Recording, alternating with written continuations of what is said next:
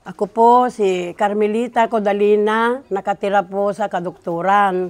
Humahiling po sa bayan na sana po ay magawa na po yung natitirang karsada namin dito dahil pag dumadaan po ang irigasyon ay nalulubak po. Kawawa po yung mga estudyante at saka kung mayroon pong may sakit, matagal pa po bago namin mairating sa doktor. Mamamatay na po yung pasyente namin, hindi pa po kami nakakarating. Kaya tulungan niyo po kami. Ako po si Ariel Dulyas. Sana po madugtong na itong kalsada namin. Lubak-lubak po.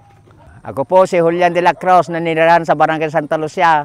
Sana po masuminto na itong kalsada namin at hirap-hirap na po kami.